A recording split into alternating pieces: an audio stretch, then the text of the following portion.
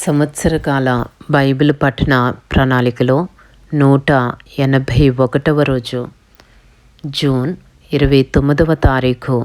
ఈనాటి అనుదిన బైబిల్ పఠనములో 2 అధ్యాయములు పరిశుద్ధ గ్రంథంలోని పాత నిబంధన గ్రంథం నుండి సమూయేలు మొదటి గ్రంథంలోని 16వ అధ్యాయము మరియు 17వ అధ్యాయము.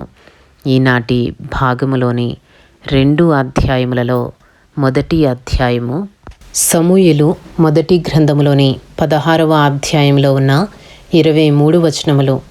అంతటా యెహోవా సమూయేలుతో ఈలాగు సెలవిచ్చెను, ఇశ్రాయేలీయుల మీద రాజుగా ఉండకుండా నేను విసర్జించిన సౌలును గూర్చి నీవెంతకాలము దుఃఖింతువు?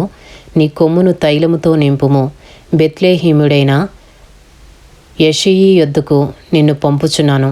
అతని కుమారులలో ఒకని నేను రాజుగా నియమించుదును. సమూయేలు, నేనెట్లు వెళ్ళుదును? నేను వెళ్ళిన సంగతి సౌలు వినిన ఎడల అతడు నన్ను చంపుననగా, యెహోవా, నీవు ఒక పెయ్యను తీసుకుని పోయి యెహోవాకు బలి పశువును వధించుటకై వచ్చితనని చెప్పి యెషయిని బల్యర్పణమునకు పిలువుము. అప్పుడు నీవు చేయవలసిన దానిని నీకు తెలియజేతును. ఎవని పేరు నేను నీకు చెప్పుదునో అతనిని నీవు అభిషేకింపవలనని సెలవీయగా, సమూయేలు యెహోవా ఇచ్చిన సెలవు చొప్పున బేత్లెహేమునకు వెళ్ళెను. ఆ ఊరి పెద్దలు అతని రాకకు భయపడి, సమాధానముగా వచ్చుచున్నావా అని అడుగగా, అతడు సమాధానముగానే వచ్చి తిని, మీరు శుద్ధులై నాతో కూడా బలికి రండని చెప్పి యెషయిని అతని కుమారులను శుద్ధి చేసి బలి అర్పించెను. వారు వచ్చినప్పుడు అతడు ఏలీయాబును చూచి, నిజముగా యెహోవా అభిషేకించినవాడు ఆయన ఎదుట నిలిచియున్నాడని అనుకొనెను. అయితే యెహోవా సమూయేలుతో ఈలాగు సెలవిచ్చెను, అతని రూపమును అతని ఎత్తును లక్ష్యపెట్టకుము. మనుషులు లక్ష్యపెట్టు వాటిని యెహోవా లక్ష్యపెట్టడు. నేను అతని త్రోసివేసియున్నాను. మనుషులు పైరూపమును లక్ష్యపెట్టుదురు గాని యెహోవా హృదయమును లక్ష్యపెట్టును. యెషయి అభినాదాబును పిలిచి సమూయేలు ఎదుటికి అతని రప్పింపగా, అతడు యెహోవా ఇతని కోరుకొనలేదనెను. అప్పుడు యెషయి షమ్మాను పిలువగా, అతడు యెహోవా ఇతనిని కోరుకొనలేదనెను. యెషయి తన 7 కుమారులను సమూయేలు ఎదుటికి పిలువగా, సమూయేలు యెహోవా వీరిని కోరుకొనలేదని చెప్పి, నీ కుమారులందరూ ఇక్కడనున్నారా అని యెషయిని అడుగగా, అతడు ఇంకనూ కడసారి వాడున్నాడు, అయితే వాడు గొర్రెలను కాయుచున్నాడని చెప్పెను. అందుకు సమూయేలు, నీవు వాని పిలువనంపించుము, అతడిక్కడికి వచ్చు వరకు మనము కూర్చుందమని యెషయితో చెప్పగా, అతడు వాని పిలువనంపించి లోపలికి తోడుకుని వచ్చెను. అతడు ఎర్రని వాడును, చక్కని నేత్రములు గలవాడును, చూచుటకు సుందరమైన వాడునై ఉండెను. అతడు రాగానే, నేను కోరుకున్నవాడు ఇతడే, నీవు లేచి వానిని అభిషేకించుమని యెహోవా సెలవీయగా, సమూయేలు తైలపు కొమ్ముని తీసి వాని సహోదరుల ఎదుట వానికి అభిషేకము చేసెను. నాటి నుండి యెహోవా ఆత్మ దావీదు మీదికి బలముగా వచ్చెను. తరువాత సమూయేలు లేచి రామాకు వెళ్ళిపోయెను. సమూయేలు మొదటి గ్రంథము 16వ అధ్యాయము 14వ వచనం నుండి.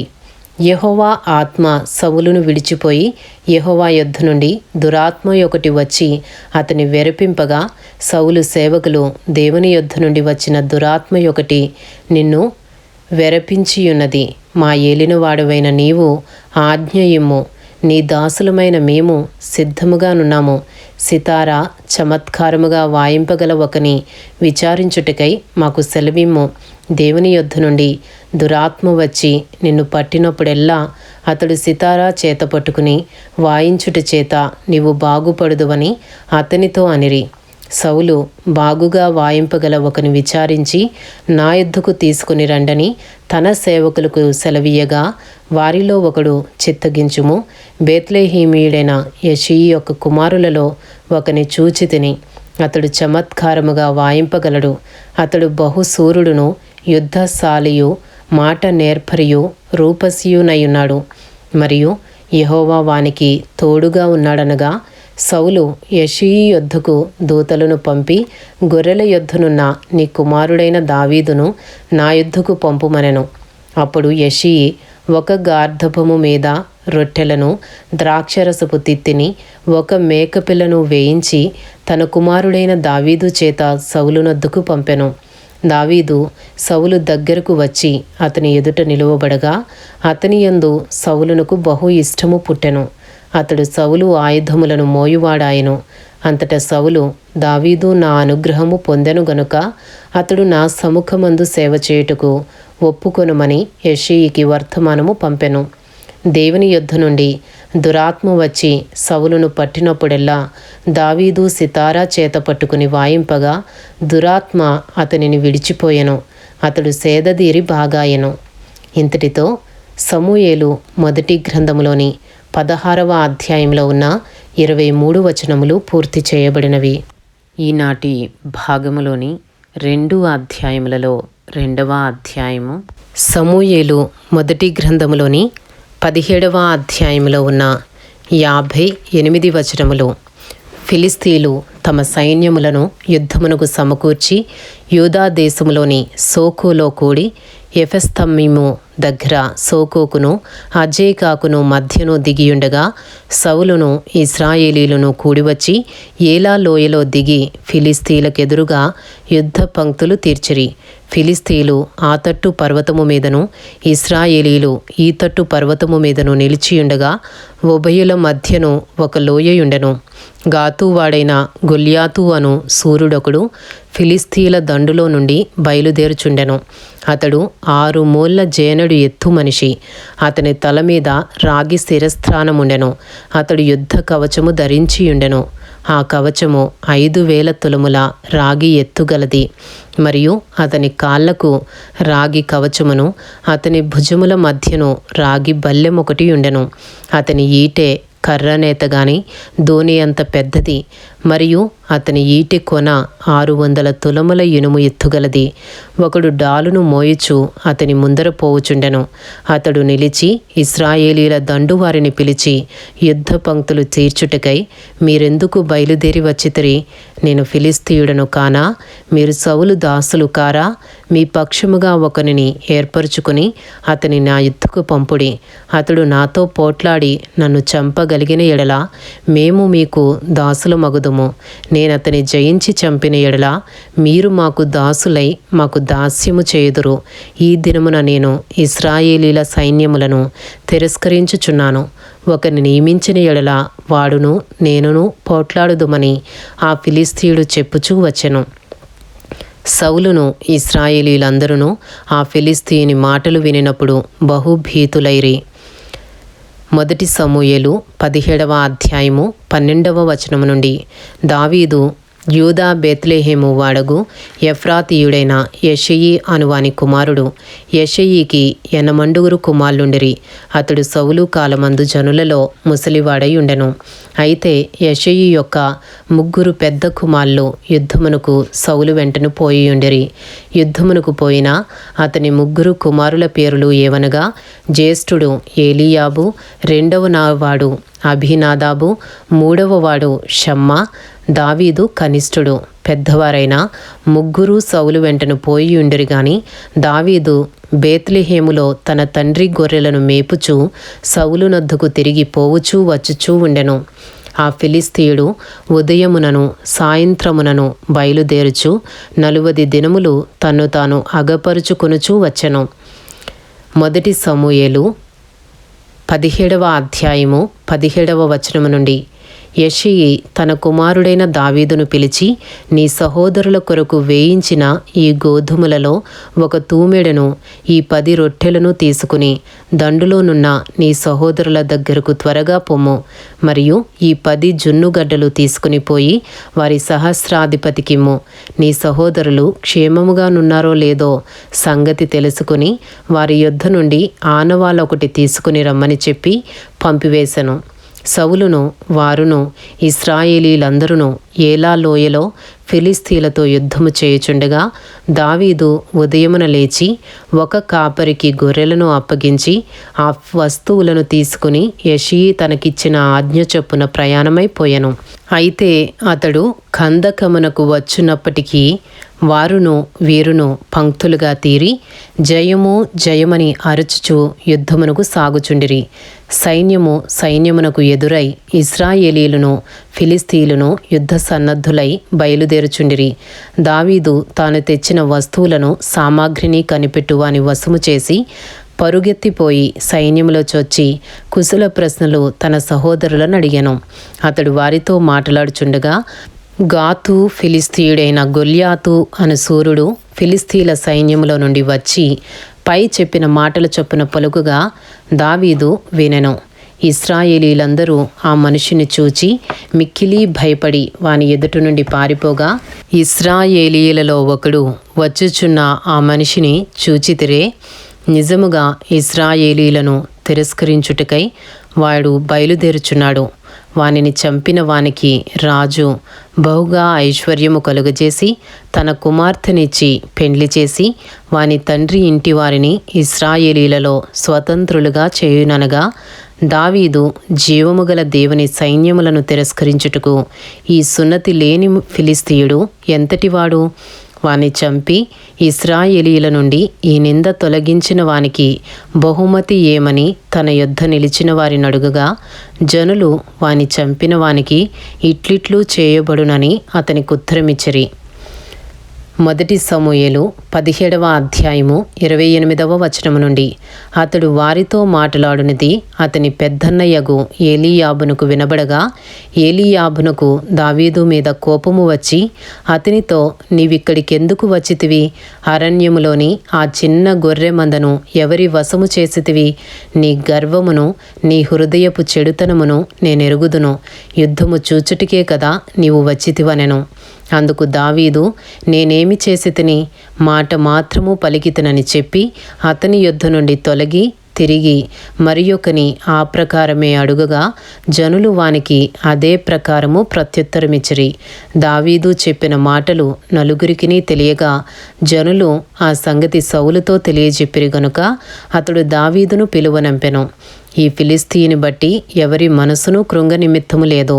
మీ దాసుడనైన నేను వానితో పోట్లాడుదునని దావీదు సౌలుతో అనగా, సౌలు ఈ ఫిలిస్తీయుని ఎదుర్కొని, వానితో పోట్లాడుటకు నీకు బలము చాలదు, నీవు బాలుడవు, వాడు బాల్యము నుండి యుద్ధాభ్యాసము చేసిన వాడని దావీదుతో అనెను. అందుకు దావీదు సౌలుతో ఇట్లనెను, మీ దాసుడనైన నేను నా తండ్రి యొక్క గొర్రెలను కాయుచుండా సింహమును ఎలుగుబంటియును వచ్చి మందలో నుండి ఒక గొర్రె పిల్లను ఎత్తుకుని పోవుచుండగా నేను దానిని తరిమి చంపి దాని నోట నుండి ఆ గొర్రెను విడిపించి తిని, అది నా మీదికి రాగా దాని గడ్డము పట్టుకుని దానిని కొట్టి చంపితిని. మీ దాసుడనైన నేను ఆ సింహమును ఎలుగుబంటిని చంపితినే. జీవము గల దేవుని సైన్యములను తిరస్కరించిన ఈ సున్నతి లేని ఫిలిస్తీయుడు వాటిలో ఒకదాని వలె అగుననియు, సింహము యొక్క బలము నుండియు ఎలుగుబంటి యొక్క బలము నుండియు నన్ను రక్షించిన యెహోవా ఈ ఫిలిస్తీని చేతిలో నుండి కూడాను నన్ను విడిపించుననియు చెప్పెను. అందుకు సౌలు, పొమ్ము, యెహోవా నీకు తోడుగా నుండునుగాక అని దావీదుతో అనెను. మొదటి సమూయేలు 17వ అధ్యాయము 38వ వచనము నుండి. పిమ్మట సౌలు తన యుద్ధ వస్త్రములను దావీదునకు ధరింపచేసి రాగి స్థిరస్థానమొకటి అతనికి కట్టి యుద్ధ కవచమును తొడిగించెను. ఈ సామాగ్రి దావీదునకు వాడుక లేదు గనుక తాను తొడిగిన వాటిపైన కత్తి కట్టుకుని వెళ్ళగలిగినది లేనిది చూచుకుని, తరువాత దావీదు, ఇవి నాకు వాడుక లేదు, వీటితో నేను వెళ్ళలేనని సౌలుతో చెప్పి వాటిని తీసివేసి తన కర్ర చేత పట్టుకుని ఏటి లోయలో నుండి 5 నున్నని రాళ్లను ఏరుకుని తన యొద్దనున్న చిక్కములో ఉంచుకుని వడిసెల చేత పట్టుకుని ఆ ఫిలిస్తీని చెరువుకు పోయెను. డాలు మోయువాడు తనకు ముందు నడువగా ఆ ఫిలిస్తీయుడు బయలుదేరి దావీదు దగ్గరకు వచ్చి చుట్టూ పారచూచి దావీదును కనుగొని అతడు బాలుడై ఎర్రటివాడును రూపసియునయ్యుండుట చూచి అతని తృణీకరించెను. ఫిలిస్తీయుడు కర్ర తీసుకుని, నీవు నా మీదికి వచ్చుచున్నావే, నేను కుక్కనా అని దావీదుతో చెప్పి తన దేవతల పేరట దావీదును శపించెను. నా దగ్గరకు రమ్ము, నీ మాంసమును ఆకాశ పక్షులకును భూమృగములకును ఇచ్చివేతునని ఆ ఫిలిస్తీయుడు దావీదుతో అనగా, దావీదు, నీవు కత్తియు ఈటెయు బల్లెమును ధరించుకుని నా మీదికి వచ్చుచున్నావు. అయితే నీవు తిరస్కరించిన ఇశ్రాయేలీల సైన్యములకు అధిపతియగు యెహోవా పేరట నేను నీ మీదికి వచ్చుచున్నాను. ఈ దినమున యెహోవా నిన్ను నా చేతికి అప్పగించును. నేను నిన్ను చంపి నీ తల తెగవేతును. ఇశ్రాయేలీలలో దేవుడున్నాడని లోక నివాసులందరూ తెలుసుకున్నట్లు నేను ఈ దినమున ఫిలిస్తీయుల యొక్క కళేబరములను ఆకాశ పక్షులకును భూమృగములకును ఇత్తును. అప్పుడు యెహోవా కత్తి చేతను ఈటె చేతను రక్షించువాడు కాడని ఈ దండువారందరూ తెలుసుకొందురు. యుద్ధము యెహోవాదే, ఆయన మిమ్మును మా చేతికి అప్పగించునని చెప్పెను. ఆ ఫిలిస్తీయుడు లేచి దావీదును కలియుటకై అతనికి ఎదురుపోగా, దావీదు వానిని ఎదుర్కొనుటకు సైన్యము తట్టు త్వరగా పరిగెత్తిపోయి తన సంచిలో చెయ్యి వేసి అందులో నుండి రాయి ఒకటి తీసి వడిసెలతో విసిరి ఆ ఫిలిస్తీయుని నుదుట కొట్టెను. ఆ రాయి వాని నుదురు చొచ్చినందున వాడు నేలను బోర్లపడెను. దావీదు ఫిలిస్తీయుని కంటే బలాఢ్యుడై ఖడ్గము లేకయే వడిసెలతోనూ రాతితోనూ ఆ ఫిలిస్తీయుని కొట్టి చంపెను. వాడు బోర్ల పడగా దావీదు పరిగెత్తిపోయి ఫిలిస్తీయుని మీద నిలుచుండి వాని కత్తి వరదూసి దానితో వాని చంపి వాని తలను తెగవేశెను. ఫిలిస్తీయులు తమ సూర్యుడు చచ్చుట చూచి పారిపోయిరి. అప్పుడు ఇశ్రాయేలు వారును యూదావారును లేచి జయము జయమని అరచుచు లోయ వరకును షరాయిము ఎక్రోను వరకును ఫిలిస్తీయులను తరుముగా ఫిలిస్తీయులు హతులై షరాయిము ఎక్రోను మార్గమున గాతు ఎక్రోను అను పట్టణముల వరకు కూలిరి. అప్పుడు ఇశ్రాయేలీలు ఫిలిస్తీయులను తరుముట మాని తిరిగి వచ్చి వారి డేరాలను దోచుకునిరి. అయితే దావీదు ఆ ఫిలిస్తీని ఆయుధములను తన డేరాలో ఉంచుకొని అతని తలను తీసుకుని యెరూషలేమునకు వచ్చెను.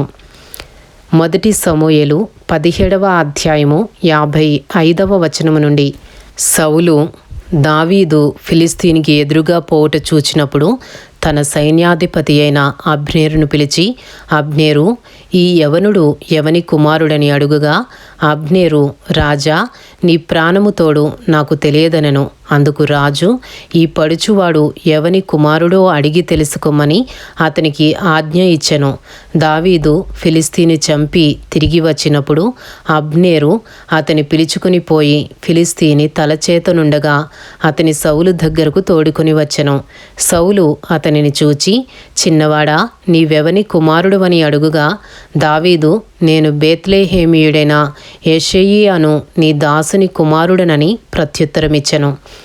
ఇంతటితో సమూయేలు మొదటి గ్రంథములోని 17వ అధ్యాయంలో ఉన్న 58 వచనములు పూర్తి చేయబడినవి. ఈనాటి భాగములోని 2 అధ్యాయములు సమూయేలు మొదటి గ్రంథములోని 16వ అధ్యాయము మరియు 17వ అధ్యాయము పూర్తి చేయబడినవి. Thank you lord.